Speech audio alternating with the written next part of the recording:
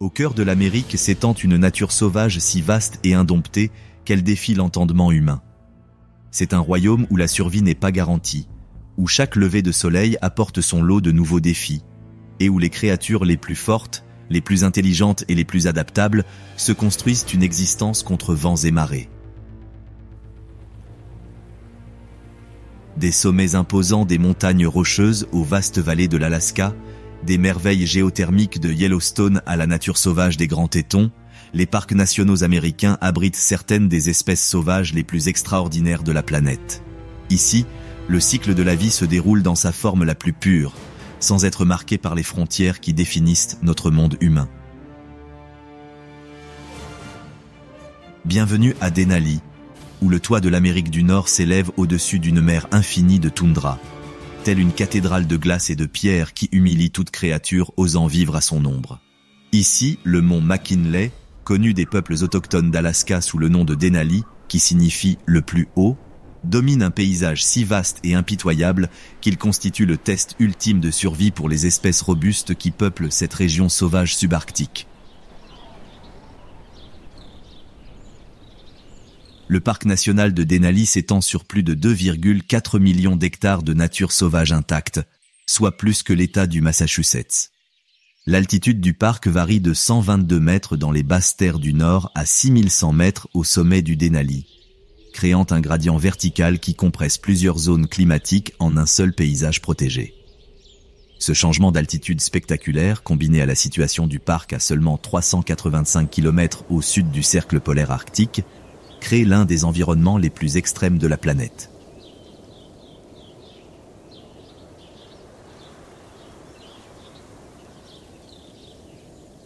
Le climat du parc se caractérise par des hivers longs et rigoureux, avec des températures moyennes de moins 10 degrés Fahrenheit et des étés courts où les températures peuvent atteindre 21 degrés Celsius. Les variations saisonnières importantes de la lumière du jour, de 24 heures d'ensoleillement en été à moins de 4 heures en hiver, créent des rythmes biologiques qui régissent tous les aspects de la vie dans cette nature nordique sauvage. La combinaison d'un froid extrême, de précipitations variables et du pergélisol crée un paysage à la fois magnifique et extrêmement difficile pour toute créature qui tente de survivre ici. L'écosystème de la toundra, qui domine une grande partie du parc, se caractérise par une végétation basse, des couches superficielles de sol actif et du pergélisol juste sous la surface. Cet environnement, bien qu'apparaissant stérile à l'observation superficielle, abrite un réseau complexe de vie comprenant plus de 650 espèces de plantes à fleurs, 165 espèces d'oiseaux et 39 espèces de mammifères. La brève saison de croissance, qui ne dure que 3 à 4 mois, engendre une intense compétition pour les ressources et nécessite des adaptations spécifiques pour survivre. Dans ce pays d'extrême, où la survie dépend de la capacité à supporter des conditions qui défieraient les limites de la vie elle-même, 5 espèces remarquables maîtrisent l'art de l'existence aux limites du possible. La lumière du matin révèle une silhouette imposante se déplaçant dans la toundra automnale avec une grâce surprenante pour un animal pouvant peser près d'1 tonne. Un caribou mâle, dont les magnifiques bois mesurent 1,50 m d'envergure et brillent d'un blanc éclatant au soleil levant, mène un petit groupe de ses congénères à travers les vastes étendues du nord du Denali. Son épais pelage creux, parfaitement adapté aux conditions arctiques, ondule à chacun de ses pas tandis qu'il suit les routes migratoires empruntées par ses ancêtres depuis des millénaires. Ce taureau, facilement reconnaissable à la ramification caractéristique de ses bois et aux taches blanches sur son cou et ses épaules, incarne l'endurance arctique. Ses grands sabots, spécialement adaptés, agissent comme des raquettes naturelles. Il s'écarte largement pour répartir son poids sur la neige molle et la toundra marécageuse, tandis que leurs bords acérés assurent la traction sur la glace et les terrains rocailleux. Sa capacité à détecter les lichens et autres sources de nourriture sous plusieurs mètres de neige le rend particulièrement apte à survivre dans des paysages où d'autres grands mammifères mourraient de faim.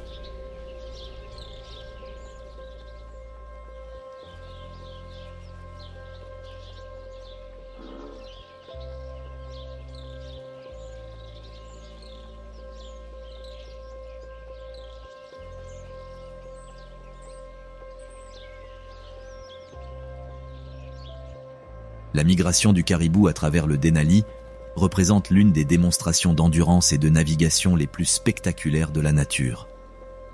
Ces animaux parcourent jusqu'à 4800 km par an, suivant d'anciens sentiers qui les guident entre les aires de mise base estivale et les aires d'alimentation hivernale.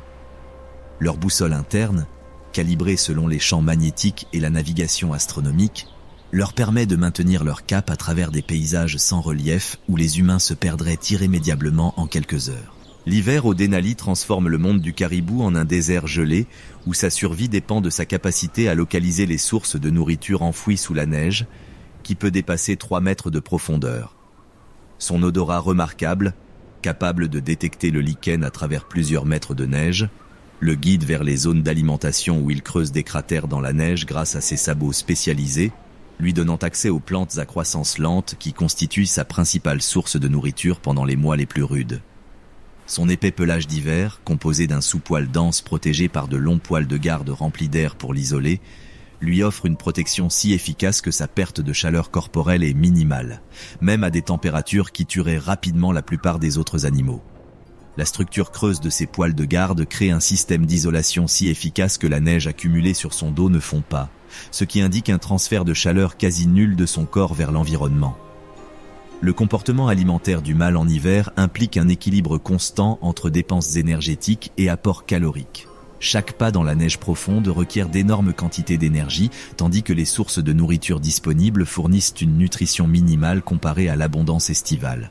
Sa survie dépend de sa capacité à traiter efficacement de grandes quantités de végétation de mauvaise qualité, grâce à un système digestif spécialisé capable d'extraire un maximum de nutriments des lichens et autres plantes arctiques.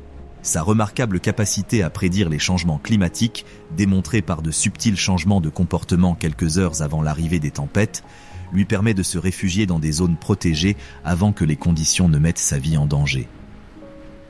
La connaissance qu'a le caribou des caractéristiques du terrain, qui lui offrent une protection contre le vent et un accès à la nourriture pendant les tempêtes, témoigne d'un savoir accumulé, affiné par d'innombrables générations de survie en Arctique. Avec l'arrivée du printemps et le retour de la lumière du jour dans les paysages nordiques, le comportement du mâle s'adapte aux variations spectaculaires de luminosité et de température qui caractérisent le printemps arctique. Ces déplacements deviennent plus précis, réagissant à son horloge biologique interne qui signale l'approche de la migration vers les zones de reproduction estivale. Sa condition physique, maintenue grâce à des mois de gestion rigoureuse de l'énergie, déterminera sa capacité à accomplir le difficile voyage qui l'attend.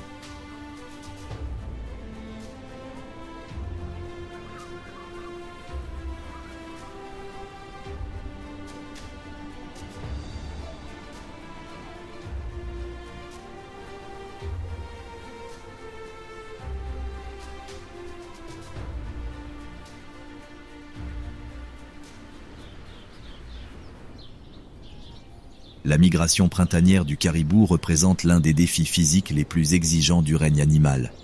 Le mâle doit parcourir des centaines de kilomètres de terrains variés, de la toundra enneigée aux rivières tumultueuses gonflées par la fonte des neiges, tout en rivalisant avec des milliers d'autres animaux pour les meilleures aires d'alimentation et les meilleures voies de migration. Sa capacité à surmonter ces défis repose sur une endurance physique remarquable et sur le savoir collectif du troupeau. Ces interactions avec les prédateurs pendant la migration donnent lieu à des rencontres fauniques parmi les plus spectaculaires du Denali. Loups, grizzlies et autres prédateurs concentrent leurs efforts pendant les périodes de migration lorsque les caribous sont les plus vulnérables, créant une pression sélective intense qui a façonné chaque aspect du comportement et des capacités physiques du caribou. Sa capacité à détecter la présence d'un prédateur à grande distance et à signaler le danger aux autres membres du troupeau constitue une stratégie anti-prédateur sophistiquée. L'été marque la saison la plus productive pour le caribou. La brève mais intense période de croissance des plantes arctiques fournit les nutriments nécessaires à la croissance des bois, à l'accumulation de graisse et à la préparation à la saison de reproduction automnale. La routine quotidienne estivale du mâle consiste à se nourrir intensément des plantes riches en nutriments qui émergent pendant la période du soleil de minuit, développant ainsi la condition physique nécessaire à la survie hivernale et aux compétitions d'accouplement automnal. Sa relation avec les insectes en été présente des défis uniques qui impactent considérablement son comportement alimentaire et sa dépense énergétique. Les essaims massifs de moustiques et autres insectes piqueurs qui émergent pendant les mois chauds peuvent pousser les caribous à chercher refuge sur les plaques de neige et les crêtes venteuses, même lorsque de meilleures opportunités d'alimentation existent dans des zones plus protégées. Ces adaptations comportementales au harcèlement des insectes incluent la synchronisation des activités d'alimentation avec les périodes de faible activité des insectes. À l'approche de l'automne et des premières neiges qui recouvrent les hauts sommets, le comportement du mâle se concentre de plus en plus sur le rut qui approche et sur la compétition intense qui déterminera sa réussite reproductive. Ces bois, désormais pleinement développés et polis, représentent des mois d'investissement biologique et serviront à la fois d'armes et de parade pendant la saison des amours. Sa condition physique, acquise au fil de mois d'alimentation intensive, déterminera sa capacité à rivaliser avec les autres mâles pour l'accès aux femelles. Dans l'obscurité qui précède l'aube de l'hiver du Denali, un loup gris se déplace dans la neige avec la grâce fluide d'un prédateur parfaitement adapté à la vie arctique.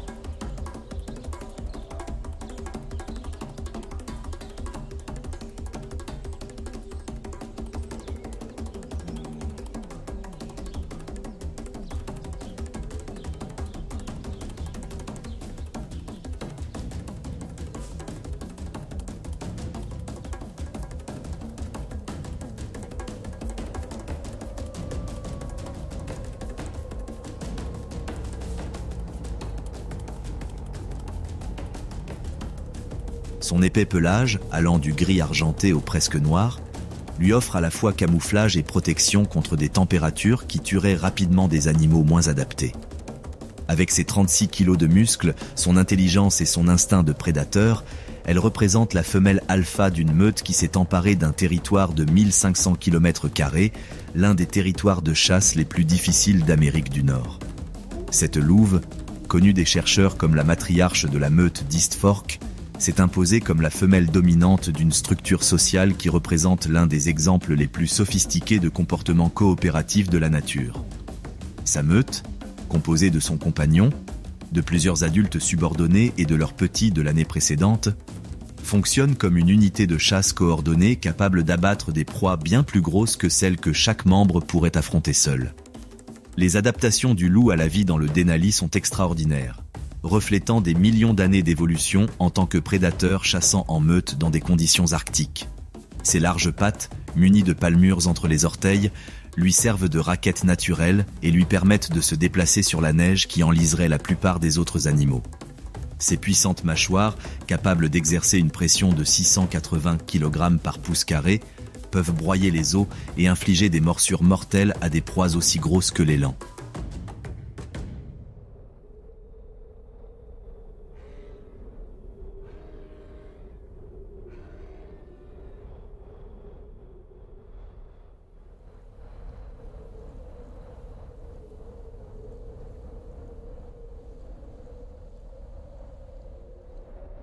Son endurance exceptionnelle lui permet de parcourir jusqu'à 80 km en une seule journée de chasse, à un rythme soutenu qui peut finir par épuiser même les proies les plus athlétiques.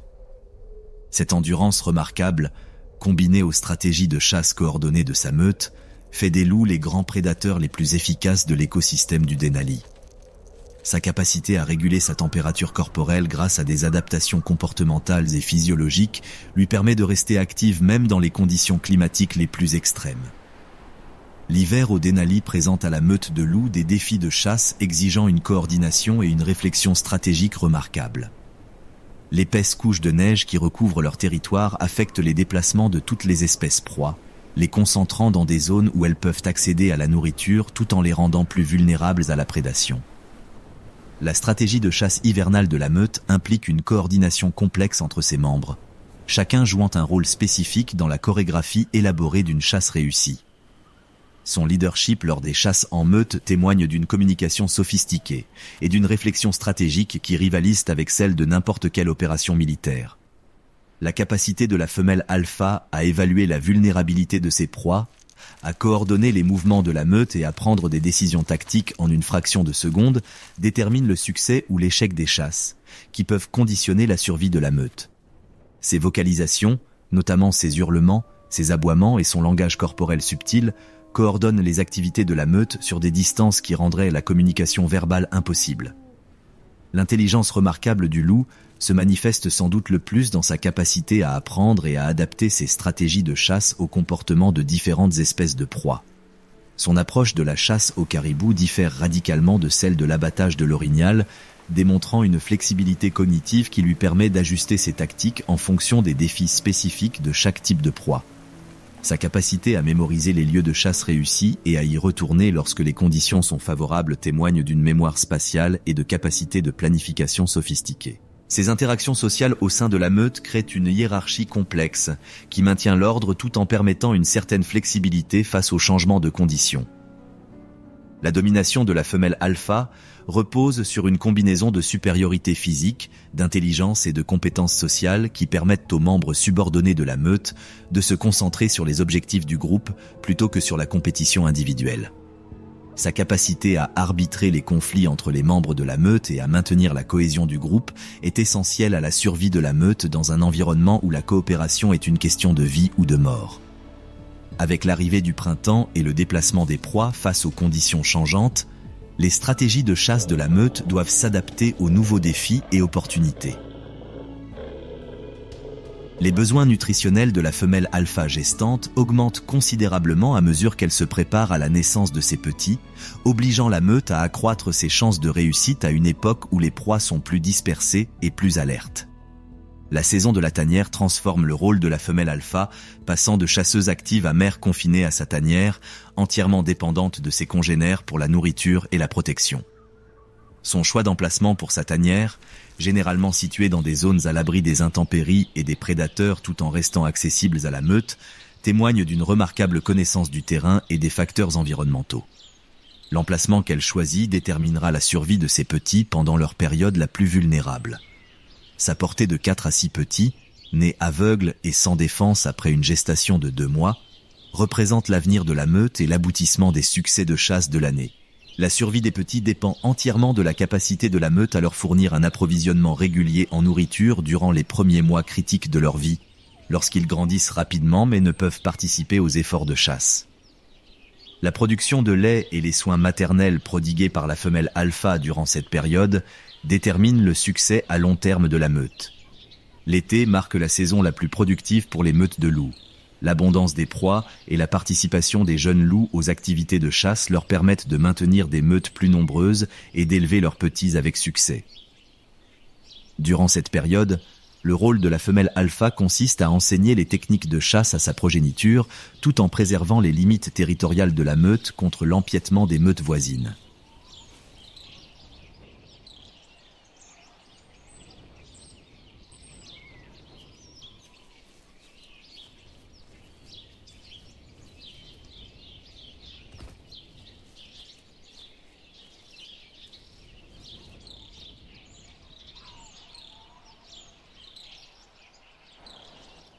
Ces interactions avec les autres prédateurs de l'écosystème du Denali impliquent des relations complexes qui reflètent à la fois la compétition et l'évitement mutuel.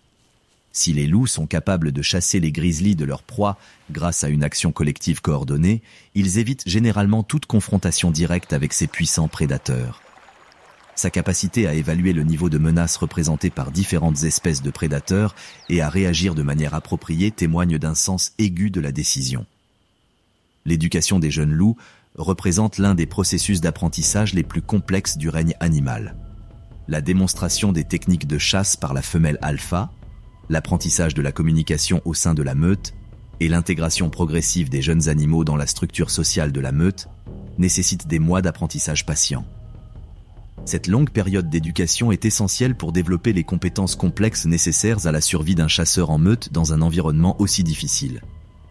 À l'approche de l'automne et des premières neiges annonçant le retour des conditions hivernales, la femelle alpha se concentre de plus en plus sur la préparation de sa meute pour les mois de chasse intensive qui détermineront sa survie.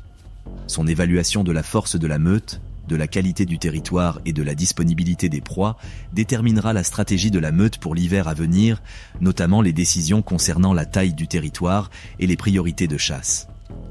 Le sol tremble légèrement lorsqu'une silhouette massive émerge des bosquets de saules le long d'un lit de rivière tressé, révélant une femelle grizzly dont la carrure de 180 kg incarne la puissance brute de l'Arctique. Son épais pelage brun aux pointes argentées ondule à chaque mouvement, et sa bosse caractéristique, composée de muscles et de graisse qui lui donne la force de creuser le sol gelé et de renverser les rochers, fait d'elle l'un des prédateurs les plus redoutables du Denali. Derrière elle, 2 oursons de première année la suivent de près, leur survie dépendant entièrement de la capacité de leur mère à affronter les difficultés extrêmes de la vie dans le Grand Nord. Cette laie, connue des chercheurs sous le nom d'ours 435, s'est imposée comme la femelle dominante sur un territoire de 127 km², abritant des habitats variés, des vallées fluviales à la toundra alpine. Sa réussite à élever ses oursons dans cet environnement hostile démontre sa maîtrise de compétences telles que la pêche, la recherche de nourriture, la chasse et les adaptations comportementales complexes nécessaires pour survivre à l'hiver dans l'un des climats les plus difficiles de la planète. Les adaptations du grizzly à la vie dans le Denali sont extraordinaires, reflétant des millions d'années d'évolution en tant que prédateur omnivore dans les environnements arctiques et subarctiques. Ses griffes massives, mesurant jusqu'à 10 cm de long et en croissance constante, lui servent d'outils pour creuser, grimper, pêcher et se défendre. Ses mâchoires puissantes et ses dents spécialisées lui permettent de tout dévorer, des minuscules baies aux grands ongulés, ce qui en fait l'un des prédateurs les plus polyvalents de l'écosystème nordique. Son odorat exceptionnel, 7 fois plus développé que celui d'un chien de Saint-Hubert, lui permet de détecter les sources de nourriture et les menaces potentielles à des distances inaccessibles aux autres animaux. Cette remarquable capacité olfactive la guide vers tout, des racines enfouies aux carcasses éloignées, lui fournissant les bases sensorielles nécessaires à sa survie dans un environnement où les sources de nourriture sont souvent dispersées et difficiles à localiser.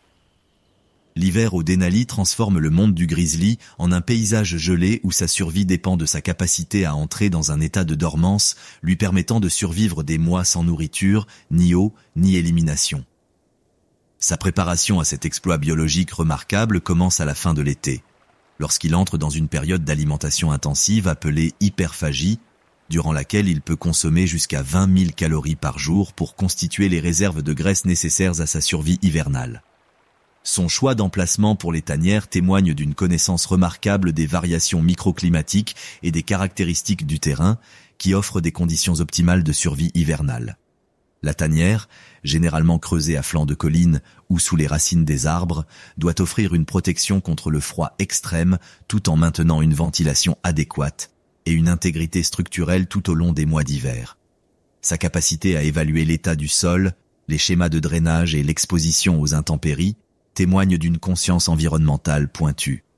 Le processus de mise bas représente en soi l'une des adaptations biologiques les plus remarquables de la nature. La température corporelle de la truie ne baisse que légèrement, ce qui lui permet de rester consciente de son environnement tout en réduisant considérablement son métabolisme. Son rythme cardiaque ralentit de 40 battements par minute à seulement 8, et sa respiration devient si superficielle qu'elle semble presque sans vie. Fait remarquable, elle donne naissance à ses petits pendant cette période de dormance, leur prodiguant lait et soins tout en restant dans un état de conscience réduite. Ces petits, nés en janvier et pesant moins de 450 grammes chacun, représentent l'un des exemples les plus extrêmes de développement nidicole chez les mammifères. Ces minuscules créatures sans défense doivent trouver le chemin du lait maternel et maintenir leur température corporelle contre son corps chaud sans l'aide active de la truie en sommeil. Leur survie durant leurs premiers mois dépend entièrement des réserves de graisse de leur mère et de sa capacité à produire du lait tout en consommant son énergie. À l'arrivée du printemps et lorsque la famille sort de sa tanière, la truie doit relever l'énorme défi de trouver de la nourriture tout en protégeant ses petits vulnérables des nombreux prédateurs qui les considèrent comme des proies faciles.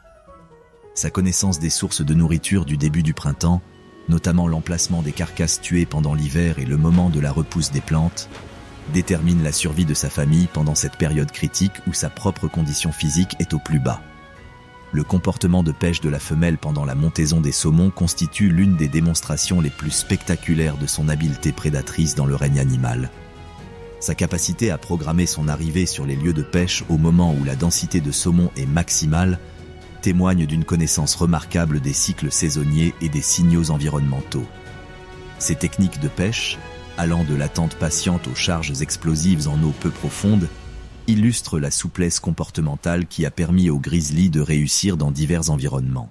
Ces interactions avec les autres ours pendant la saison de pêche impliquent une dynamique sociale complexe qui minimise les conflits tout en permettant à plusieurs individus d'exploiter la même ressource. La capacité de la femelle à affirmer sa domination sur les ours subordonnés, tout en évitant la confrontation avec les mâles plus grands, témoigne d'une intelligence sociale sophistiquée. Son comportement protecteur envers ses oursons lors de ces rencontres fait d'elle l'un des animaux les plus dangereux du Denali, car elle attaque toute menace perçue, quelle que soit sa taille ou son espèce. L'été marque le début de la saison la plus productive pour la famille des grizzlies.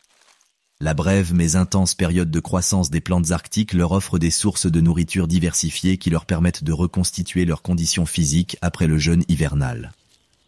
L'apprentissage de la recherche de nourriture par la truie à ses oursons implique une démonstration patiente de comportements complexes, comme l'identification des plantes, l'excavation des racines et la cueillette d'insectes, qui seront essentiels à leur survie en temps course indépendant. Sa mémoire remarquable lui permet de revenir à des sources de nourriture spécifiques au moment précis pour profiter d'une nutrition optimale. Sa capacité à se souvenir de l'emplacement et du moment des baies, des noisetiers et d'autres aliments saisonniers sur un territoire s'étendant sur des centaines de kilomètres carrés représente l'une des capacités cognitives les plus impressionnantes du règne animal. Cette mémoire spatiale et temporelle est essentielle pour optimiser l'apport calorique pendant la courte saison estivale. Le comportement de chasse de la laie témoigne d'une polyvalence et d'un opportunisme remarquables, adaptant ses techniques à la poursuite de proies allant des écureuils terrestres aux orignaux adultes. Sa capacité à évaluer les coûts énergétiques et les chances de succès des différentes occasions de chasse lui permet de prendre des décisions optimales quant au moment de poursuivre ses proies et de se concentrer sur des sources de nourriture moins gourmandes en énergie. À l'approche de l'automne et des premières gelées annonçant la fin de la saison de croissance, le comportement de la truie se concentre de plus en plus sur la période d'alimentation intensive qui déterminera la survie de sa famille pendant l'hiver. Son choix de zone d'alimentation se porte sur les aliments à plus forte densité calorique et ses activités quotidiennes se synchronisent avec les pics de disponibilité alimentaire. Pour préparer ses oursons à leur premier hiver, elle leur apprend notamment à choisir leur tanière, à cacher leur nourriture et à s'adapter aux rudes conditions de l'hiver arctique. Cet apprentissage est crucial pour leur survie, car les jeunes ours qui n'acquièrent pas ces compétences essentielles ont peu de chances de survivre seuls à leur premier hiver.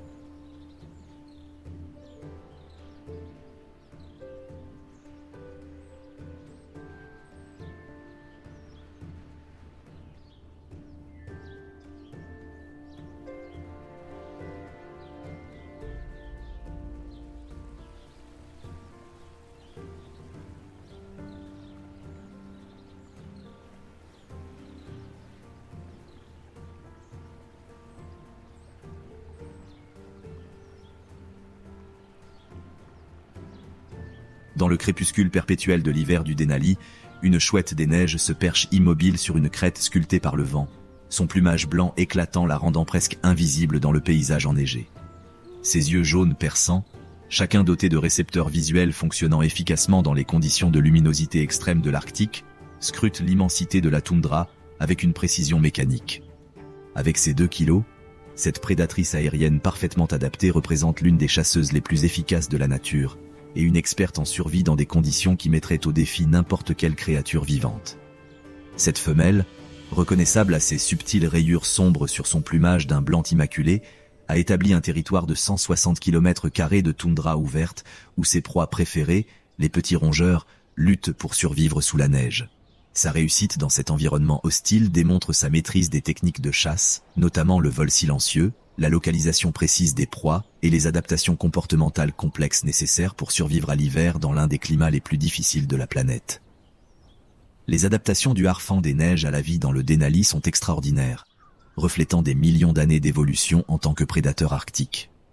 Sa vue exceptionnelle, capable de détecter les mouvements de petits rongeurs à plus de 3 km de distance, lui permet de localiser ses proies sur de vastes étendues de terrain apparemment sans relief. Ses oreilles asymétriques, situées à différentes hauteurs sur son crâne, lui confèrent une audition tridimensionnelle qui lui permet de localiser avec précision les proies se déplaçant sous la neige. Son remarquable plumage remplit de multiples fonctions, au-delà du camouflage. Il lui offre une isolation si efficace qu'elle peut maintenir une température corporelle normale, même lorsque la température ambiante descend jusqu'à -15 degrés Celsius. Ses plumes descendent jusqu'à ses serres, créant un système d'isolation complet qui lui permet de rester active alors que d'autres oiseaux ont migré depuis longtemps vers des climats plus chauds. Sa silhouette compacte minimise les pertes de chaleur tout en maximisant sa capacité à générer et à conserver la chaleur corporelle. L'hiver au Denali transforme le monde du Harfang des neiges en un paysage gelé où sa survie dépend de sa capacité à repérer les petits mammifères sous la neige, qui peut dépasser 3 mètres de profondeur. Son comportement de chasse hivernale implique une observation patiente depuis des perchoirs surélevés, suivie d'une fuite silencieuse vers des zones où son ouïe exceptionnelle a détecté le mouvement des proies.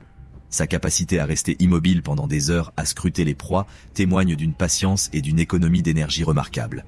Sa technique de chasse représente l'un des exemples les plus précis de comportement prédateur du règne animal. L'approche de la chouette vers une proie potentielle implique une évaluation minutieuse des conditions de vent, de l'épaisseur de la neige et du comportement de la proie, qui détermine le succès ou l'échec de chaque tentative de chasse. Sa capacité à ajuster sa trajectoire de vol à mi-approche pour compenser les mouvements de sa proie témoigne d'une coordination et d'une perception spatiale remarquables. Le vol silencieux du Harfang des neiges, rendu possible grâce à des plumes aux structures spécialisées qui atténuent le bruit du mouvement de l'air au-dessus de ses ailes, lui permet d'approcher ses proies sans se faire repérer. Cette adaptation, combinée à une vue et une ouïe exceptionnelles, fait d'elle l'une des chasseuses les plus efficaces de l'écosystème du Denali. Sa capacité à capturer des proies invisibles, en se fiant entièrement à la localisation sonore, témoigne d'une intégration sensorielle et d'une coordination motrice remarquable. Son comportement alimentaire en hiver exige une gestion rigoureuse de son énergie, car chaque tentative de chasse requiert une dépense énergétique importante et son taux de réussite peut être faible en cas de fortes intempéries. Sa capacité à survivre pendant de longues périodes sans nourriture, jusqu'à plusieurs semaines dans les conditions les plus difficiles, lui confère une flexibilité cruciale dans un environnement où la disponibilité des proies peut être imprévisible. Le printemps marque la saison la plus exigeante pour le Harfang des neiges, où les besoins nutritionnels liés à la ponte et à l'incubation se conjuguent au défi de la chasse dans des conditions changeantes. Le choix de ces sites de nidification, généralement situés sur des zones légèrement surélevées, offrant une bonne visibilité et une protection contre les prédateurs terrestres, témoigne d'une conscience environnementale pointue. L'emplacement du nid doit permettre l'accès aux zones de chasse tout en offrant une protection contre les conditions météorologiques extrêmes qui peuvent survenir même pendant le bref été arctique. La taille remarquable de sa couvée, qui peut varier de 3 à 11 œufs selon la disponibilité des proies, représente l'une des stratégies de reproduction les plus variables du monde ornithologique. La capacité de la chouette à évaluer la densité des proies et à ajuster son effort de reproduction en conséquence témoigne d'un sens aigu de la décision qui maximise son succès reproducteur tout en minimisant sa dépense énergétique dans des conditions difficiles. Le comportement d'incubation du Harfang des neiges repose sur un équilibre complexe entre le maintien d'une température adéquate pour les œufs et la poursuite de la chasse pour se nourrir pendant le mois d'incubation. Sa capacité à programmer ses sorties de chasse de manière à ce qu'elles coïncident avec les périodes où les œufs peuvent être laissés sans surveillance en toute sécurité témoigne d'une connaissance remarquable de la régulation de la température et des exigences du développement embryonnaire. Ces interactions avec les autres prédateurs de l'écosystème du Denali impliquent des relations complexes qui reflètent à la fois la compétition et la nécessité d'éviter de devenir elle-même une proie. Bien qu'elle soit capable de se défendre contre la plupart des prédateurs aériens, sa survie dépend de sa capacité à détecter et à éviter les prédateurs plus grands, comme les aigles royaux et les faucons gerfaux. Sa vitesse et sa maniabilité constituent sa principale défense contre ces menaces. L'été marque la saison la plus productive pour la famille des Harfang des neiges. L'abondance des petits mammifères et les longues journées permettent une chasse intensive pour subvenir aux besoins de sa progéniture en pleine croissance. Son rôle durant cette période consiste à fournir un approvisionnement régulier en proies à ses oisillons tout en leur enseignant les compétences complexes dont ils auront besoin pour survivre en tant que chasseurs indépendants. Son remarquable succès de chasse en été, où elle peut capturer jusqu'à 10 rongeurs par jour pour nourrir sa famille, témoigne de l'efficacité exceptionnelle qui a permis aux Harfang des neiges de réussir dans les environnements arctiques. Sa capacité à localiser et capturer des proies sur de vastes étendues de toundra tout en défendant son territoire contre d'autres prédateurs témoigne de remarquables capacités multitâches. À l'approche de l'automne et avec les premières neiges annonçant le retour des conditions hivernales, le comportement du Harfang des neiges se concentre de plus en plus sur la préparation aux mois de chasse intensive qui détermineront sa survie. Son évaluation de la densité de ses proies et de la qualité de son territoire déterminera s'il restera au Denali ou s'il participera à la migration vers le sud qui conduit certains harfans des neiges vers des régions plus tempérées pendant les mois les plus rigoureux. Son comportement migratoire, lorsqu'il se produit, implique des capacités de navigation remarquables qui lui permettent de parcourir des milliers de kilomètres tout en restant consciente de la disponibilité des proies et des conditions météorologiques. Sa capacité à synchroniser ses déplacements avec les conditions de chasse optimales témoigne d'une conscience environnementale et d'une planification sophistiquée. Bienvenue à Yellowstone, le premier parc national d'Amérique et un paysage primordial qui semble arraché aux pages des chapitres les plus violents de la Terre. Il s'agit d'un champ de bataille où les prédateurs au sommet de la chaîne alimentaire parcourent des territoires mesurant des centaines de kilomètres carrés, où les herbivores doivent constamment équilibrer le besoin de nourriture avec la menace de mort, et où l'introduction des loups, il y a quelques décennies, a réécrit les règles de survie de chaque créature qui habite cet endroit. Yellowstone s'étend sur plus de 900 000 hectares de nature sauvage, s'étendant à travers le Wyoming, le Montana et l'Idaho.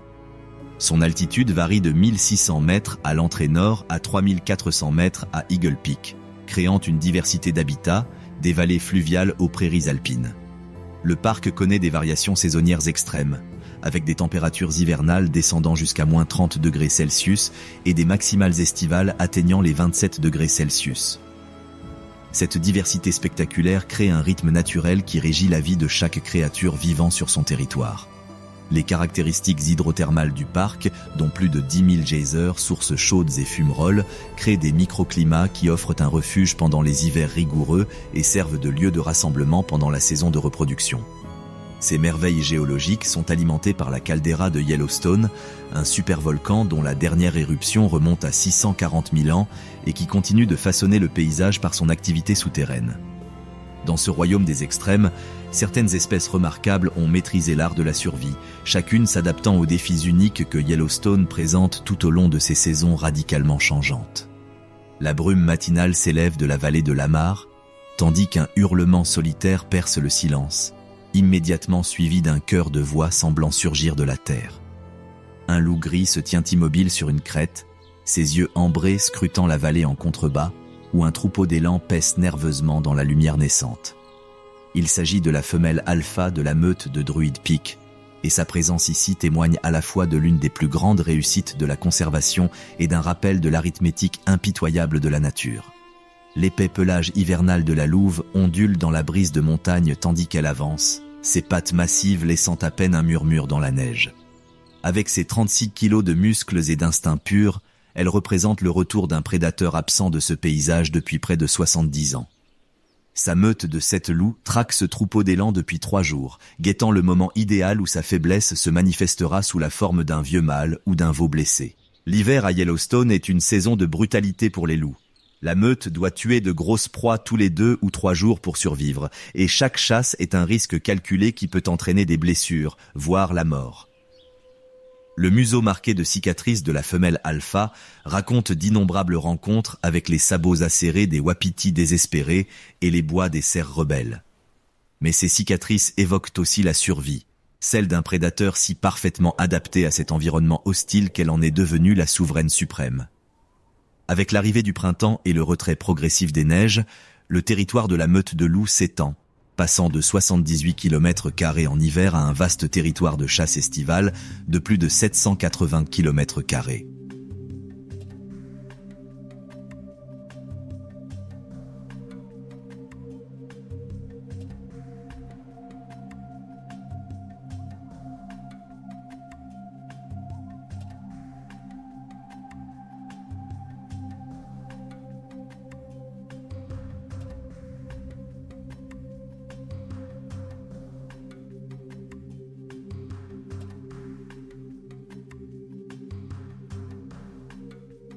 La femelle alpha mène sa meute tout au long de cette migration saisonnière, suivant les troupeaux d'élans qui se déplacent vers les altitudes supérieures à la recherche d'herbes fraîches. Durant cette période, elle est pleine de petits, canalisant son énergie vers la prochaine génération de prédateurs qui perpétueront la tradition ancestrale du chasseur et de la proie. La tanière qu'elle a choisie est cachée parmi les racines d'un vieux sapin de Douglas, son entrée dissimulée par un enchevêtrement de troncs morts et d'arbustes de montagne. C'est là, fin avril, qu'elles donnent naissance à 6 petits, pesant chacun à peine 450 grammes et entièrement dépendants de sa protection. Le mâle alpha et les autres membres de la meute chassent à tour de rôle, tandis qu'elle reste auprès des petits vulnérables dont la survie est en jeu durant ces premières semaines critiques. L'été apporte l'abondance, mais aussi de nouveaux défis. Les petits émergents de la tanière, curieux et joueurs, dont les jeux de poursuite et de lutte constituent en réalité un entraînement intensif à la tâche difficile de la survie. La femelle alpha veille sur leur éducation avec une intensité patiente, leur apprenant à déchiffrer les signes subtils du comportement de leur proie, à coordonner leurs mouvements avec ceux de la meute et à respecter la puissance dangereuse de leur proie. À l'approche de l'automne et avec les premières neiges qui recouvrent les sommets, la meute de loups se prépare à un nouvel hiver de survie. Le pelage de la femelle alpha s'épaissit, son corps accumule les réserves de graisse issues des chasses fructueuses de l'été, et son esprit calcule la dynamique sociale complexe qui déterminera la survie des membres de la meute au cours des prochains mois. Les jeunes loups, désormais dotés de 18 kilos de muscles maigres et d'une confiance grandissante, affrontent leur premier hiver en tant que chasseurs plutôt qu'en tant que dépendants.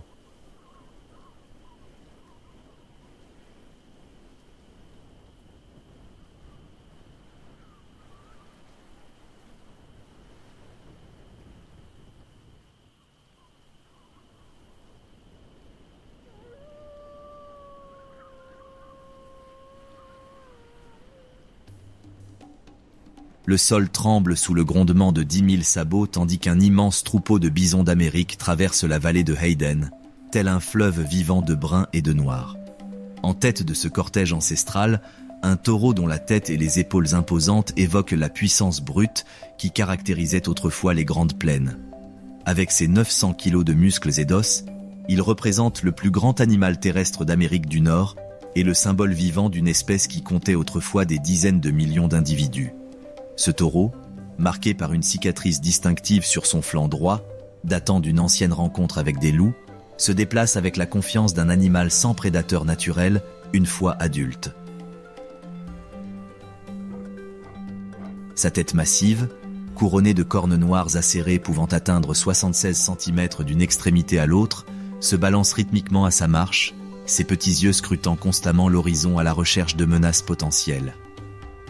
L'épais tapis de poils bruns foncés qui recouvre sa tête et ses épaules lui sert à la fois de protection contre les éléments et de symbole visuel de sa domination au sein du troupeau. L'hiver à Yellowstone met à l'épreuve les remarquables adaptations des bisons à leur environnement hostile. Alors que les températures chutent jusqu'à -4 degrés Celsius et que la neige s'accumule jusqu'à 2 mètres d'épaisseur ou plus, la survie du troupeau dépend de sa capacité à se nourrir dans des conditions qui mettraient à rude épreuve n'importe quel autre grand mammifère. La tête massive du mâle se transforme en véritable chasse-neige, balayant la neige d'un mouvement latéral qui lui permet de dégager des zones allant jusqu'à 1 mètre de large, jusqu'à l'herbe en dessous. L'épais pelage hivernal du bison, composé d'une épaisse fourrure protégée par de longs jarres, offre une isolation si efficace que la neige accumulée sur son dos ne fond pas, ce qui indique une perte de chaleur corporelle quasi nulle. Ces larges sabots, pesant chacun plusieurs kilos, agissent comme des raquettes naturelles, répartissant leur poids sur la surface enneigée et offrant une traction sur les terrains glacés, ce qui serait difficile pour les plus petits animaux. Lors des tempêtes hivernales les plus violentes, le troupeau se déplace instinctivement vers les sites géothermiques de Yellowstone, où le sol reste chaud et la neige fond plus vite. Le mâle conduit son groupe vers des zones proches des sources chaudes et des geysers, où la chaleur terrestre crée des zones d'herbe accessibles même au plus profond de l'hiver.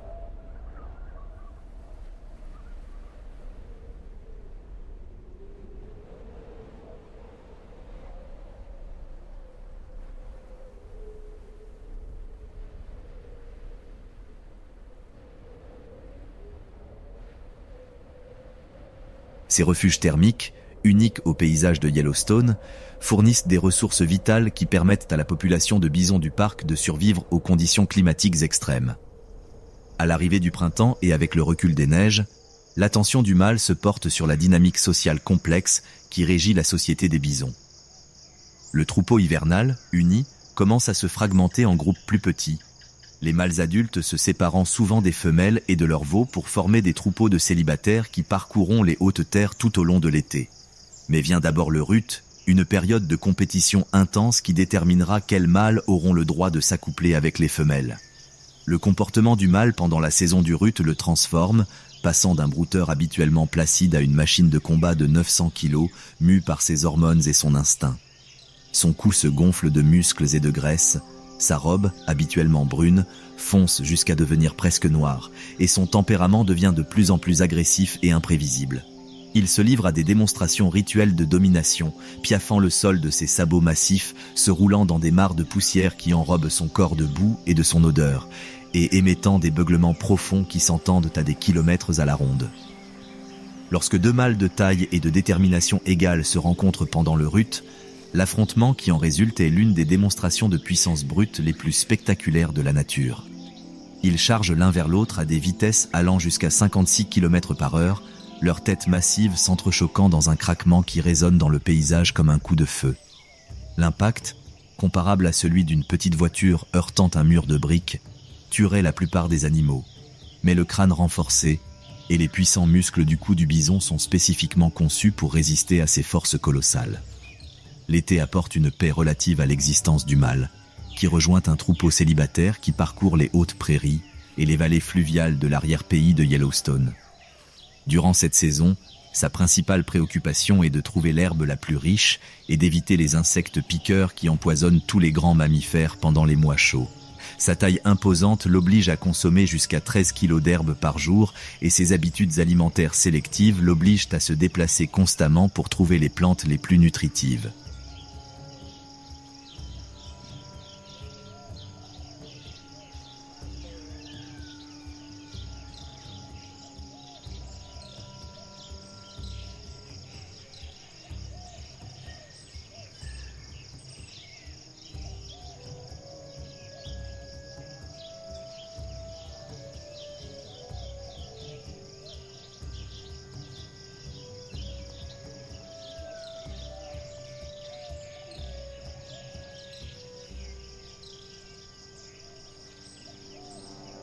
L'impact du taureau sur l'écosystème de Yellowstone va bien au-delà de son rôle de brouteur. Ses sabots massifs creusent des dépressions dans le sol qui recueillent l'eau de pluie, créant ainsi des zones humides temporaires propices à diverses communautés végétales et animales. Son comportement de roulade crée des bains de poussière qui sont ensuite utilisés par de nombreux petits animaux, et ses habitudes de pâturage contribuent au maintien des écosystèmes de prairies qui abritent des dizaines d'autres espèces. À l'approche de l'automne, et des premières neiges qui recouvrent les sommets, le corps du taureau se prépare à un nouvel hiver de survie. Son métabolisme ralentit légèrement, son appétit augmente pour constituer des réserves de graisse, et son comportement social évolue à mesure qu'il ressent les changements hormonaux qui le pousseront à rechercher des femelles pour le rut à venir. L'imposante bosse qui lui confère son profil distinctif s'agrandit à mesure que son corps accumule graisse et muscles pour les défis à venir.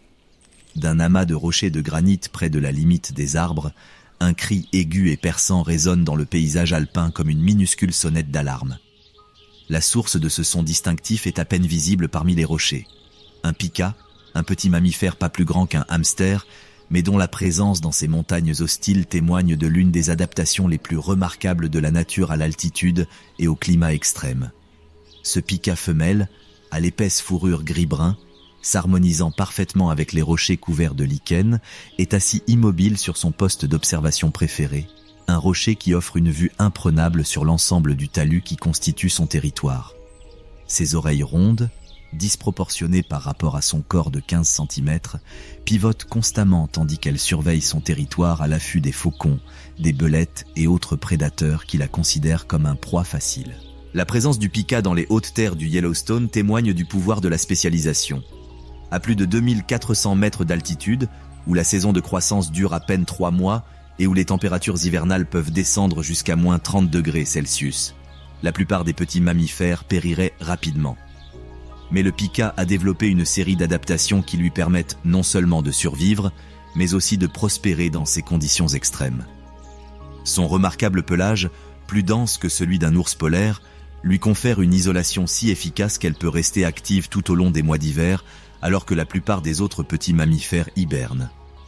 La couleur de son pelage change subtilement au fil des saisons, devenant plus grise en hiver pour s'harmoniser avec les rochers enneigés et plus brune en été pour se fondre dans le granit réchauffé par le soleil.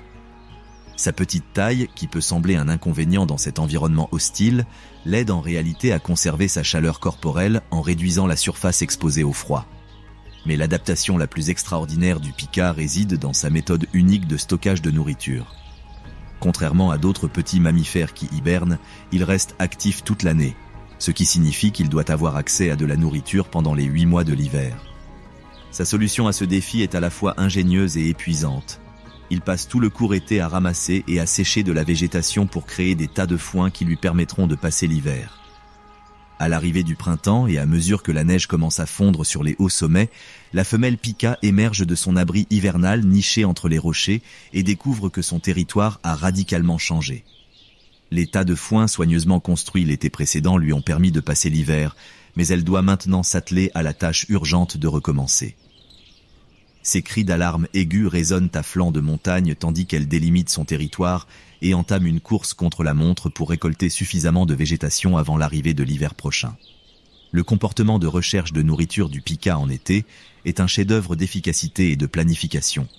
Il s'aventure hors de sa forteresse rocheuse pour cueillir des herbes, des carex et des fleurs sauvages, les rapportant sur son territoire dans sa bouche. Mais plutôt que de les consommer immédiatement, il les étale sur des rochers plats, où le soleil intense de haute altitude et le vent constant les dessèchent et les transforment en foin naturel. Ces tas de foin peuvent contenir jusqu'à 27 kg de végétation séchée, de quoi lui permettre de survivre aux longs mois d'hiver. Sa sélection de plantes destinées à la conservation témoigne d'une connaissance remarquable des espèces qui sèchent bien et conservent leur valeur nutritive pendant les mois d'hiver. Elle privilégie les plantes riches en protéines et en matières grasses, évitant celles qui se gâtent rapidement ou qui offrent peu de valeur nutritive. Cette cueillette sélective l'oblige à parcourir son territoire, qui peut s'étendre sur plusieurs hectares de terrain accidenté plusieurs fois par jour pendant la courte saison de croissance. Le cycle de reproduction du pika est précisément programmé pour profiter de la brève période de conditions favorables en altitude. La femelle donne généralement naissance à sa portée de 2 à 4 petits fin juin, lorsque la neige a suffisamment reculé.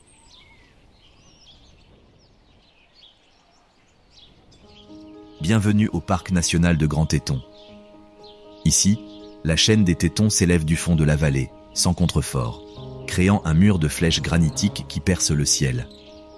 Ces montagnes, nées de forces géologiques catastrophiques et sculptées par les glaciers pour leur majesté actuelle, créent un paysage si spectaculaire qu'il sert de toile de fond à certains des spectacles animaliers les plus intenses d'Amérique du Nord. L'écosystème y fonctionne selon des règles différentes de celles des paysages plus doux de la plupart des parcs nationaux. La combinaison de dénivelés extrêmes, de 1820 mètres dans la vallée à plus de 4000 mètres sur les sommets, crée une mosaïque verticale d'habitat qui comprime plusieurs zones climatiques dans un espace traversable en une seule journée. Les conditions alpines sont présentes à quelques kilomètres des forêts tempérées, et les animaux qui y vivent doivent être prêts à s'adapter à des environnements qui changent radicalement avec l'altitude et les saisons. Le parc national de Grand Teton s'étend sur 125 000 hectares, parmi les plus diversifiés et les plus exigeants de l'Ouest américain. L'altitude du parc varie de 1920 mètres au lac Jackson à 4200 mètres au sommet du Grand Teton. Ce relief vertical crée un laboratoire naturel où les animaux doivent s'adapter à des conditions allant des rives tempérées des lacs aux zones arctiques alpines sur un rayon de quelques kilomètres. Dans cette nature sauvage verticale, où la survie dépend de la capacité à s'adapter à des conditions extrêmes et à naviguer sur un terrain qui mettrait au défi même l'alpiniste le plus expérimenté, 5 espèces remarquables maîtrisent l'art de vivre entre terre et ciel. La brume matinale s'élève des eaux calmes d'un étang à Castor tandis qu'une ombre massive se faufile à travers les saules avec une furtivité surprenante. Soudain, un orignal mâle émerge de la végétation, ses bois énormes s'étendant sur 2 mètres de long, chaque pointe étant suffisamment pointue pour empaler un prédateur assez fou pour le défier. Avec ses 680 kg de puissance brute et son tempérament imprévisible, il représente l'un des herbivores les plus redoutables d'Amérique du Nord et peut-être l'animal le plus dangereux que les visiteurs du parc puissent rencontrer. Ce mâle, facilement identifiable par les chercheurs grâce à la palmation caractéristique de ses bois, a fait de cette zone humide son territoire pendant la saison du rut automnale. Son imposante bosse sur l'épaule, composée de muscles et de graisse qui lui confère son profil distinctif, ondule à chacun de ses mouvements tandis qu'il patauge dans les eaux peu profondes à la recherche de plantes aquatiques. Ses longues et puissantes pattes, conçues pour évoluer dans les neiges profondes et les terrains marécageux du nord du pays, lui permettent de se déplacer dans des eaux qui arrêteraient la plupart des autres grands mammifères. L'adaptation de l'orignal aux changements saisonniers extrêmes du téton est remarquable pour un animal de cette taille. En hiver, lorsque l'épaisseur de neige peut atteindre 3 mètres et que les températures descendent jusqu'à -4 degrés Celsius, la survie du mâle dépend de sa capacité à trouver des sources de nourriture accessibles malgré les conditions difficiles. Sa taille imposante, tout en lui offrant une protection contre les prédateurs, l'oblige à consommer jusqu'à 27 kg de végétation par jour pour maintenir son énorme masse corporelle. Son nez remarquable, tant par sa taille que par sa sensibilité, est son principal outil pour localiser sa nourriture sous la neige. La capacité de l'orignal à détecter l'odeur de la végétation enfouie à travers plusieurs mètres de neige lui permet de repérer les brindilles de saule et autres plantes ligneuses qui fournissent les calories nécessaires à la survie hivernale. Ses longues pattes, qui peuvent paraître gênantes dans d'autres environnements, deviennent des atouts précieux dans la neige profonde, lui permettant d'enjamber des obstacles qui piégeraient les petits animaux. Le comportement alimentaire hivernal transforme le mâle, autrefois brouteur relativement paisible, en un concurrent plus agressif pour des ressources limitées. Ces bois massifs, qui peuvent peser jusqu'à 18 kg, lui servent à la fois d'armes et d'outils pour briser la glace et dégager la neige des zones d'alimentation. L'énergie nécessaire à la croissance de ces bois chaque année est considérable, représentant jusqu'à 25% de son apport total en calcium, mais il lui procure des avantages essentiels pendant les mois d'hiver où la compétition est rude. Avec l'arrivée du printemps et le retrait progressif de la neige en basse altitude, le comportement de l'orignal change radicalement. Le mâle perd ses bois à la fin de l'hiver, un processus qui le rend temporairement vulnérable, mais permet à son corps de réorienter son énergie vers la reconstitution de ses forces après les rudes mois d'hiver. Les sites de chute des bois deviennent d'importantes sources de calcium pour les petits animaux, notamment les rongeurs et les oiseaux qui rongent les eaux perdues pour compléter leur alimentation. L'émergence d'une nouvelle végétation aquatique dans les étangs et les marais qui se réchauffent attire le mâle vers ses habitats humides préférés. Sa capacité à plonger jusqu'à 6 mètres de profondeur pour atteindre les plantes submergées est l'une des adaptations les plus remarquables et inattendues de l'orignal. Voir cet animal massif disparaître complètement sous la surface d'un lac de montagne, pour réapparaître quelques minutes plus tard, la bouche pleine de potamo, remet en question nos idées préconçues sur les capacités des grands mammifères terrestres en milieu aquatique. Ses lèvres et sa langue spécialisées, incroyablement sensibles et mobiles, lui permettent de sélectionner uniquement les parties les plus nutritives des plantes aquatiques tout en filtrant les débris et les matières moins digestibles. Ce comportement alimentaire sélectif est essentiel au printemps, lorsque son corps se remet des rigueurs de l'hiver et commence à développer de nouvelles ramures, encore plus imposantes que celles de l'année précédente. L'été marque la saison la plus productive de l'orignal, lorsque l'abondance de la végétation aquatique et terrestre lui permet de prendre le poids nécessaire à sa survie pendant l'hiver. Son quotidien consiste à se déplacer entre des zones d'alimentation parfois éloignées de plusieurs kilomètres, suivant d'anciens sentiers qui le mènent aux sources de nourriture les plus riches de son territoire. Ses sabots massifs, chacun de la taille d'une assiette, répartissent efficacement son poids sur les terrains marécageux et lui offrent une excellente traction sur les pentes rocheuses où il broutait des sorbiers et autres arbustes. En été, la relation du mâle avec la faune est complexe et souvent tendue. Son tempérament agressif et sa taille imposante en font une présence redoutable que même les grands prédateurs approchent avec une extrême prudence. Malgré leur réputation de prédateurs au sommet de la chaîne alimentaire, les grizzlies évitent généralement toute confrontation directe avec un orignal mâle adulte en bonne santé, conscient que le risque de blessure causé par ses bois massifs et ses sabots puissants ne justifie pas la récompense potentielle. Ces interactions avec les loups sont particulièrement intéressantes, car les chasseurs en meute représentent une menace différente de celle des prédateurs solitaires. Si un loup seul ne représente aucune menace pour un orignal adulte en bonne santé, une attaque coordonnée en meute peut potentiellement abattre même le plus gros mâle. La réaction de l'orignal à la présence du loup implique un calcul complexe du risque et de la récompense, évaluant le coût énergétique de la fuite par rapport à la probabilité d'une prédation réussie. À l'approche de l'automne et des premières gelées qui détruisent l'abondante végétation estivale, le comportement du taureau se concentre de plus en plus sur le rut qui approche. Ces nouveaux bois, désormais pleinement développés et durcis, représentent l'aboutissement de mois d'investissement biologique. Le velours qui a nourri l'os en croissance tout au long de l'été commence à sécher et à peler, laissant derrière lui des armes polies qui brillent sous le soleil automnal. La saison du rut transforme le mâle habituellement solitaire en un compétiteur agressif au comportement parfois imprévisible et extrêmement dangereux. Ses cris profonds et gutturaux résonnent dans la vallée, annonçant sa présence à ses partenaires et rivaux potentiels. Ces vocalisations, audibles à des kilomètres à la ronde dans l'air calme de la montagne, servent à la fois d'avertissement et d'avertissement aux autres orignaux de la région. Son comportement de parade nuptiale implique des démonstrations de domination élaborées, comme frapper ses bois contre la végétation, se vautrer dans la boue pour se couvrir d'odeurs et se livrer à des combats rituels avec d'autres mâles. Ces confrontations, bien que potentiellement mortelles, se résolvent généralement par des démonstrations de taille et de force plutôt que par un combat réel, le risque de blessure pour les deux participants étant énorme.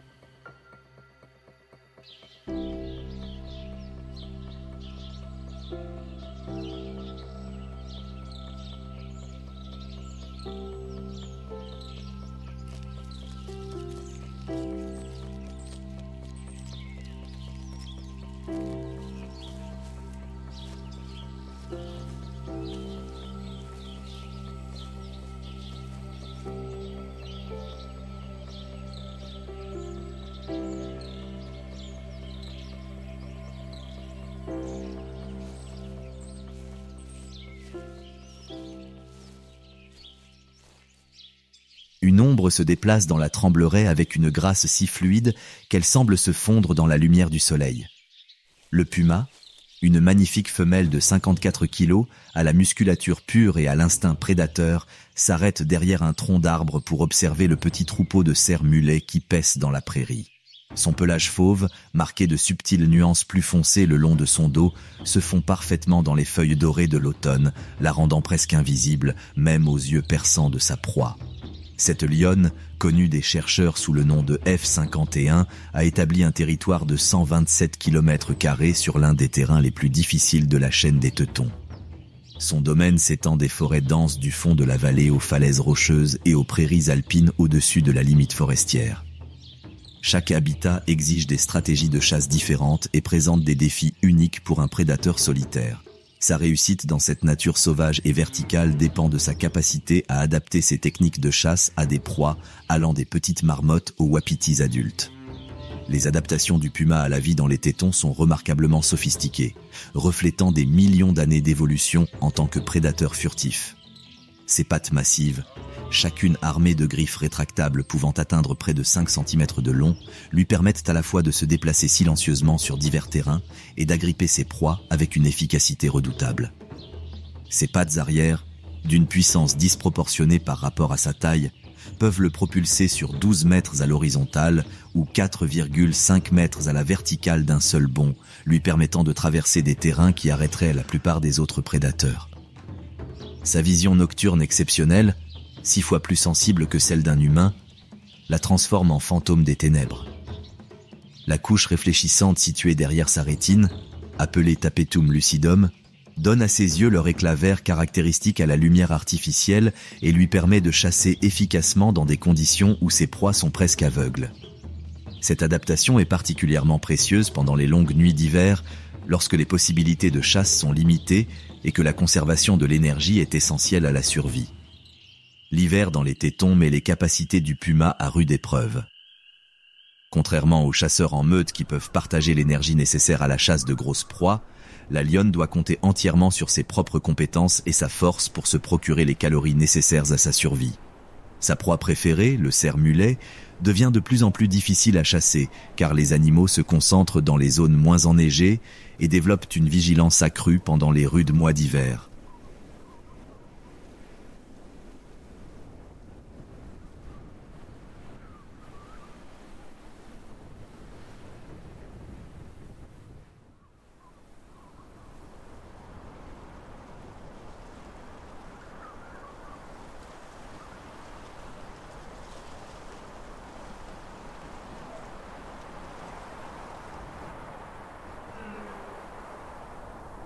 La stratégie de chasse de la lionne en hiver repose sur un équilibre délicat entre dépenses énergétiques et apport calorique. Chaque chasse représente un risque calculé pouvant entraîner blessures, échecs ou épuisement, autant d'événements potentiellement fatals pour un prédateur solitaire. Son approche de la chasse allie une patience infinie à une action explosive, puisqu'elle peut passer des heures à traquer un cerf avant de tenter la brève et violente rencontre qui déterminera si elle mangera ou si elle continuera à faiblir. Ces proies hivernales doivent lui permettre de survivre plus longtemps qu'en d'autres saisons, car l'énergie nécessaire pour localiser et traquer ses proies dans la neige profonde est considérable. Un seul cerf adulte peut lui fournir suffisamment de calories pour tenir jusqu'à 2 semaines, à condition qu'elle puisse défendre sa cache contre les charognards, attirés par la moindre source de nourriture pendant les rudes mois d'hiver. Sa capacité à traîner des proies plus lourdes qu'elle sur des pentes raides et jusqu'à des endroits cachés démontre l'incroyable puissance que recèle sa petite taille. Avec l'arrivée du printemps et le retrait progressif de la neige en basse altitude, le comportement de la lionne s'adapte aux changements radicaux de répartition et de comportement de ses proies. Les cerfs et les wapitis ayant survécu à l'hiver sont affaiblis et plus vulnérables. Mais ils se dispersent également davantage en suivant la ligne de neige qui recule pour accéder à la nouvelle végétation. Son territoire de chasse s'étend avec la fonte des neiges, l'obligeant à parcourir des distances encore plus grandes pour localiser des proies propices. Le cycle de reproduction de la lionne est précisément programmé pour profiter des conditions les plus favorables à l'élevage de ses petits. Sa portée de 2 ou 3 chatons, nés à la fin du printemps dans une tanière isolée au milieu des rochers, représente un investissement considérable en temps et en énergie. Les chatons, nés aveugles et sans défense, dépendent entièrement des talents de chasse de leur mère, non seulement pour leur alimentation, mais aussi pour la production de lait qui les nourrira pendant leurs premiers mois de vie. Durant les mois d'été, le comportement de chasse de la lionne devient encore plus complexe, car elle doit concilier ses propres besoins nutritionnels avec les exigences de l'élevage de chatons en pleine croissance. Ses proies doivent être plus nombreuses et plus fréquentes pour répondre aux besoins caloriques supplémentaires liés à la lactation, tout en enseignant à sa progéniture les compétences complexes dont elle aura besoin pour survivre en tant que chasseuse indépendante. L'éducation des jeunes pumas représente l'un des processus d'apprentissage les plus sophistiqués du règne animal. La lionne leur montre des techniques de traque, leur apprend à reconnaître leurs proies et les laisse progressivement participer à des chasses sous sa surveillance attentive. Cette longue période d'éducation, pouvant durer jusqu'à 2 ans, est essentielle pour développer les compétences complexes nécessaires à la survie d'un prédateur solitaire sur un terrain aussi difficile. Ces interactions avec les autres prédateurs de l'écosystème téton sont soigneusement gérées afin d'éviter les conflits susceptibles d'entraîner des blessures, voire la mort. Bien qu'elle soit capable de se défendre contre des loups isolés, une attaque coordonnée en meute représente une menace sérieuse qu'elle évite grâce à sa mobilité supérieure et à sa connaissance des caractéristiques du terrain qui lui offre des voies de fuite. Sa relation avec les grizzlies repose sur l'évitement mutuel, les 2 espèces étant conscientes du risque de blessures graves en cas de confrontation.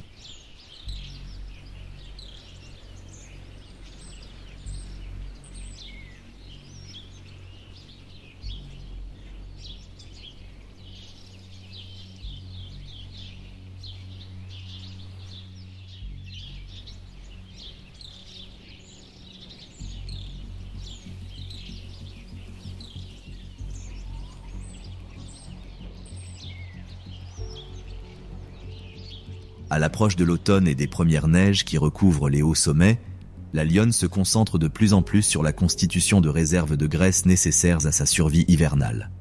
Sa chasse s'intensifie, profitant de l'abondance de proies engraissées par la végétation estivale, et le choix de ces caches devient plus stratégique, préparant les mois où les possibilités de chasse seront très limitées. Au-dessus de la vallée du Téton, profitant des courants thermiques qui s'élèvent de la terre chauffée par le soleil, un aigle royal vole en cercles avec la grâce naturelle d'un maître du ciel. Ces 2 mètres d'envergure captent la lumière matinale tandis qu'il surveille un territoire qui s'étend sur des centaines de kilomètres carrés. Sa vue extraordinaire lui permet de détecter les mouvements d'un écureuil terrestre à des distances qui rendraient sa proie invisible à tout prédateur terrestre. Avec ses 5,4 kg, ce prédateur aérien parfaitement adapté représente l'une des machines à tuer les plus efficaces de la nature et la souveraine incontestée de l'espace aérien du Téton. Cette femelle, reconnaissable à sa taille légèrement supérieure et à ses plumes dorées qui donnent son nom à son espèce, a conquis un territoire qui s'étend du fond de la vallée jusqu'au plus haut sommet de la chaîne Téton. Son territoire comprend des habitats variés, des prairies aux zones alpines, chacun exigeant des stratégies de chasse différentes et présentant des défis uniques pour un prédateur aérien. Sa réussite dans cette nature sauvage et verticale dépend de sa capacité à interpréter les courants atmosphériques complexes et les conditions météorologiques qui régissent le vol en terrain montagneux. Les adaptations de l'aigle royal à la vie dans les Tétons sont extraordinaires, reflétant des millions d'années d'évolution en tant que prédateur aérien de pointe. Ses yeux, plus grands que ceux d'un humain, possèdent 5 fois plus de récepteurs visuels et peuvent détecter la lumière ultraviolette, lui permettant de voir des détails totalement invisibles pour les autres animaux. Sa capacité à repérer ses proies à plus de 3 km de distance tout en conservant la précision nécessaire pour réussir une attaque à des vitesses approchant les 320 km/h représente l'une des adaptations sensorielles les plus remarquables du règne animal. Ces serres massives, chacune capable d'exercer une pression de 340 kg par cm², sont parfaitement conçues pour la mise à mort instantanée qui caractérise son style de chasse. Ces armes, plus dures que l'acier et suffisamment acérées pour pénétrer les os, peuvent broyer le crâne de proies aussi grosses que de jeunes cerfs ou perforer les organes vitaux de plus petits animaux avec une précision chirurgicale. Son bec crochu, bien que redoutable en apparence, sert principalement d'outil pour déchirer la chair plutôt que d'arme, reflétant sa stratégie consistant à tuer avec ses serres plutôt qu'avec son bec. L'hiver dans les Tétons présente à l'aigle royal des défis uniques qui mettent à l'épreuve sa capacité d'adaptation en tant que prédateur aérien. Le froid extrême affecte sa capacité à maintenir le contrôle musculaire précis nécessaire à une chasse réussie, tandis que la neige épaisse qui recouvre son territoire force de nombreuses espèces proies à se réfugier dans des zones abritées où elles deviennent difficiles à localiser et à approcher. Sa stratégie de chasse durant cette saison passe de l'approche opportuniste de l'été à une recherche plus systématique qui maximise ses chances de localiser les proies concentrées ayant survécu aux conditions difficiles. Son remarquable don pour décrypter les conditions météorologiques devient crucial pendant les mois d'hiver, lorsque des tempêtes soudaines peuvent mettre en danger la vie de toute créature se trouvant à découvert. La sensibilité de l'aigle aux variations de pression barométrique lui permet de détecter l'approche des systèmes météorologiques des heures avant leur arrivée, lui laissant le temps de s'abriter dans les dortoirs protégés qu'il a établis sur son territoire. Son choix de dortoir, généralement situé sur des falaises offrant une protection contre le vent et les précipitations, témoigne de sa connaissance approfondie des variations microclimatiques qui caractérisent son domaine montagneux. Le comportement de chasse de l'aigle royal en hiver repose sur un calcul complexe entre dépenses énergétiques et gains caloriques. Chaque chasse requiert d'énormes quantités d'énergie pour maintenir son vol dans l'air raréfié et les conditions turbulentes de haute altitude. De plus, la disponibilité réduite des proies signifie que les chasses infructueuses peuvent rapidement épuiser ses réserves énergétiques. Sa capacité à jeûner pendant de longues périodes, jusqu'à 2 semaines sans nourriture, constitue une protection essentielle contre le caractère imprévisible de la chasse hivernale. Avec l'arrivée du printemps et le retrait progressif de la neige en basse altitude, le comportement de l'aigle s'adapte aux changements radicaux de la répartition des proies et à l'approche de la saison de reproduction. Son territoire s'agrandit avec le renforcement des courants thermiques et le déplacement des proies de leur zone de concentration hivernale vers leurs aires d'alimentation estivale. Son succès de chasse s'améliore considérablement lorsque les écureuils terrestres, les marmottes et autres proies sortent d'hibernation et s'activent dans les zones ouvertes où ils sont vulnérables aux attaques aériennes. Les parades nuptiales de l'aigle royal comptent parmi les performances aériennes les plus spectaculaires du règne animal. Son partenaire, Un mâle légèrement plus petit qui partage son territoire se livre à des démonstrations de vol élaborées, incluant des piquets à grande vitesse, des tonneaux et des vols synchronisés, démontrant ainsi sa maîtrise du mouvement tridimensionnel. Ces parades, réalisées à des altitudes qui défieraient les avions modernes, démontrent les incroyables capacités physiques qui ont fait de l'aigle royal le prédateur aérien par excellence. Leur nid, construit sur une falaise offrant une vue imprenable sur le territoire environnant, représente un investissement considérable en temps et en énergie. La structure, faite de branches et doublée de matériaux plus souples, peut peser plus d'1 tonne et être utilisée pendant des décennies par des générations successives d'aigles.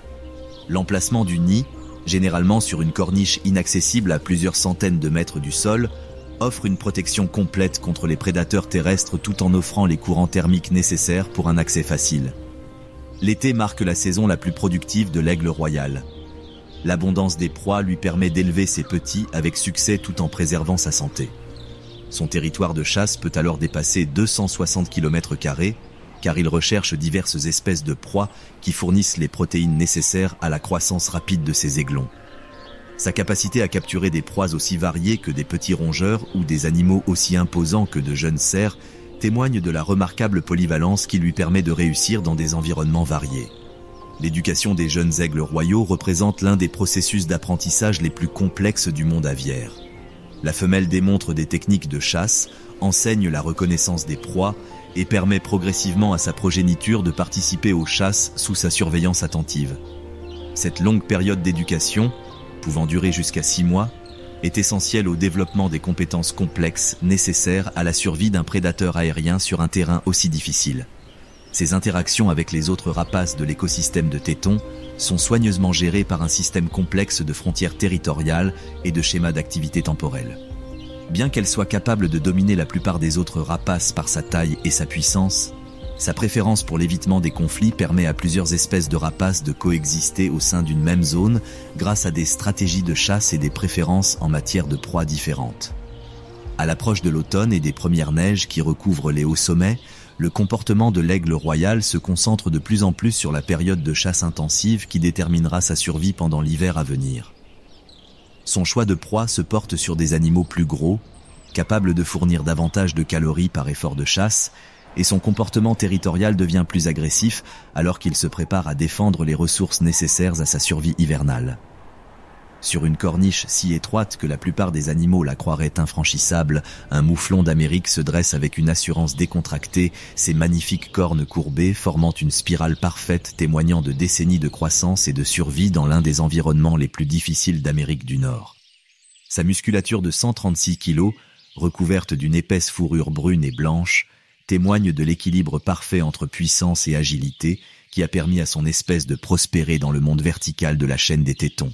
Ce bélier, reconnaissable à la profonde courbure de ses cornes qui le caractérise comme un mâle mature approchant de la fleur de l'âge, s'est imposé comme un membre dominant du troupeau de célibataires qui parcourt les hautes terres pendant les mois d'été.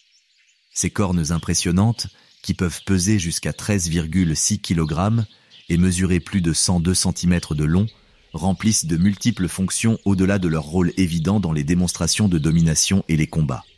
Elles protègent également son cerveau lors des collisions frontales spectaculaires qui caractérisent la dynamique sociale des mouflons d'Amérique. Les adaptations du mouflon d'Amérique à la vie dans les Tétons sont remarquables, reflétant des millions d'années d'évolution dans des environnements montagneux escarpés. Ses sabots spécialisés, aux bords extérieurs durs et aux centres souples et adhérents, lui offrent une traction sur des surfaces rocheuses difficiles pour des grimpeurs expérimentés.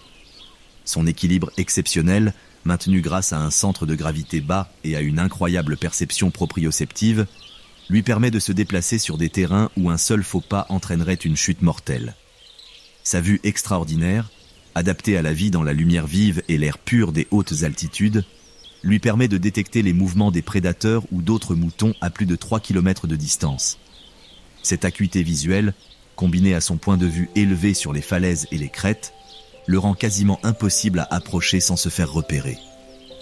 Sa capacité à repérer les pumas, les loups et autres prédateurs bien avant qu'ils ne lancent une attaque efficace, lui confère la marge de sécurité nécessaire à la survie dans des environnements où les voies de fuite sont limitées.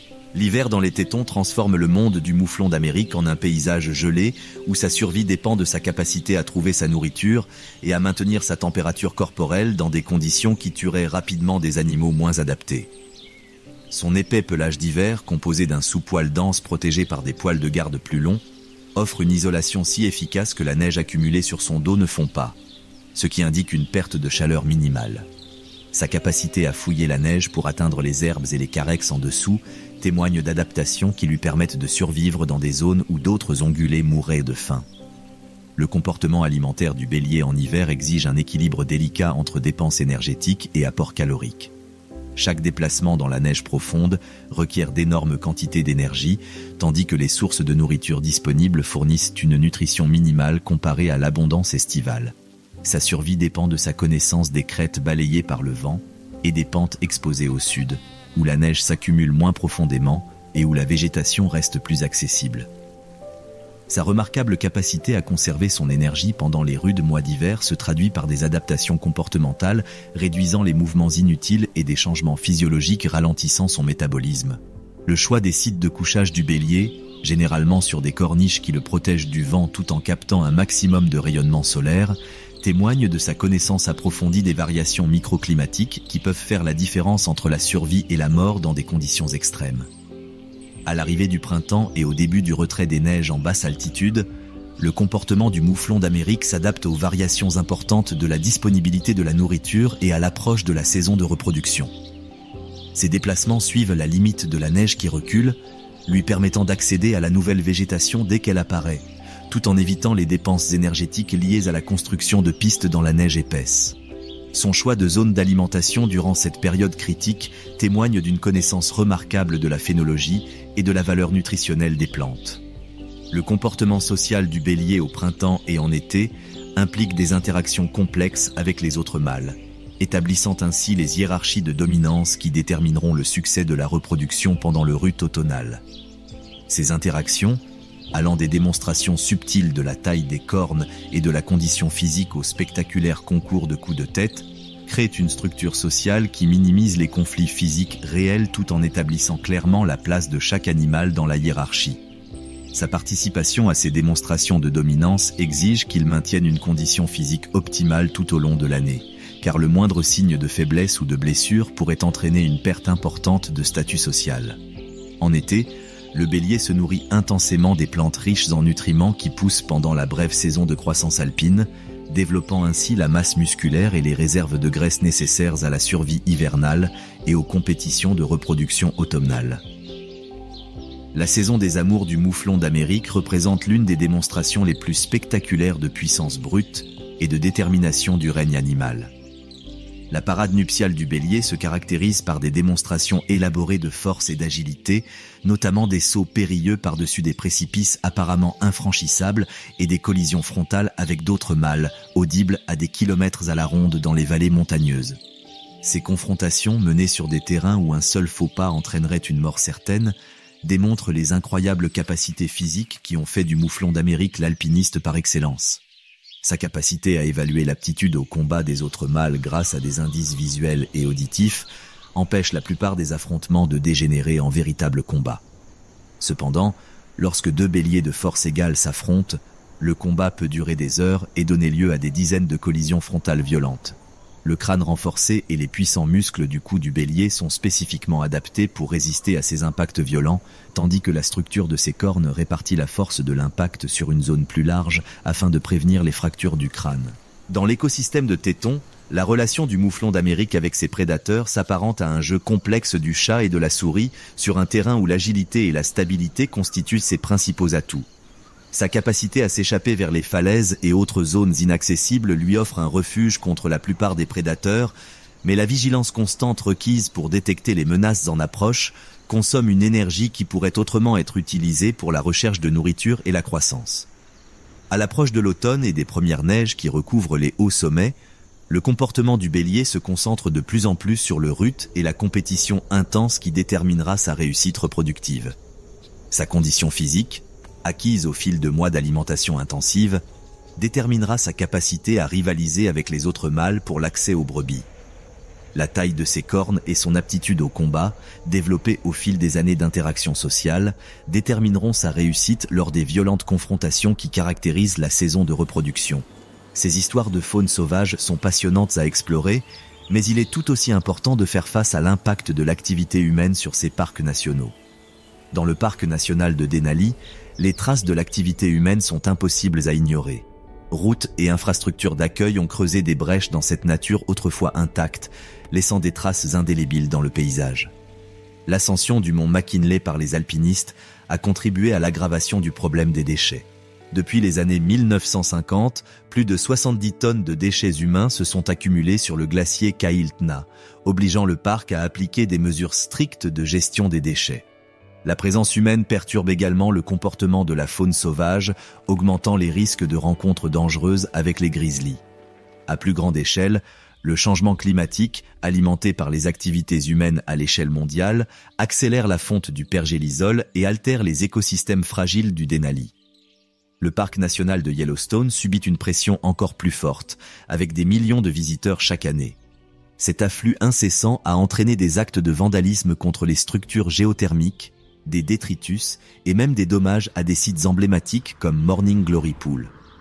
La faune sauvage souffre également, car les collisions avec des véhicules et les décès causés par l'homme ont des conséquences néfastes sur les loups, les bisons et d'autres espèces. Les maladies introduites par l'homme, ainsi que la pollution atmosphérique due aux innombrables voitures, exercent une pression supplémentaire sur l'équilibre fragile du parc. Au-delà de ces frontières, les éleveurs tuent parfois des prédateurs comme les loups pour protéger leur bétail, créant ainsi des répercussions profondes sur l'écosystème. Le parc national de Grand Teton présente une situation similaire. Les loisirs hivernaux dans son arrière-pays accidenté perturbent les populations de mouflons d'Amérique, déjà vulnérables, dont les populations diminuent à mesure que leurs habitats sont fragmentés par l'activité humaine. La randonnée, les véhicules tout-terrain et la présence touristique toujours croissante exercent une pression supplémentaire sur la faune. La pollution due à l'agriculture et au développement énergétique à proximité menace la qualité de l'air, tandis que la fracturation hydraulique et l'appauvrissement de la couche d'ozone mettent en danger la faune du parc et ses visiteurs. Les efforts de conservation visent à trouver un équilibre fragile entre permettre aux visiteurs de profiter de sa beauté et protéger ses écosystèmes de nouvelles atteintes. Ensemble, ces parcs révèlent la relation complexe et souvent néfaste entre la présence humaine et les espaces sauvages les plus précieux d'Amérique du Nord. Ils nous rappellent que même les plus grandes étendues sauvages ne sont pas à l'abri de notre empreinte et que leur préservation exige une vigilance et un soin constant. Captivés par la faune incroyable de ces parcs nationaux? Montrez votre soutien en aimant cette vidéo et en partageant votre animal préféré dans les commentaires. Contribuez à la sensibilisation en la partageant et soutenez la protection de ces précieux écosystèmes. N'oubliez pas d'appuyer sur l'icône en forme de cloche pour rester informé de nos aventures inoubliables dans la nature.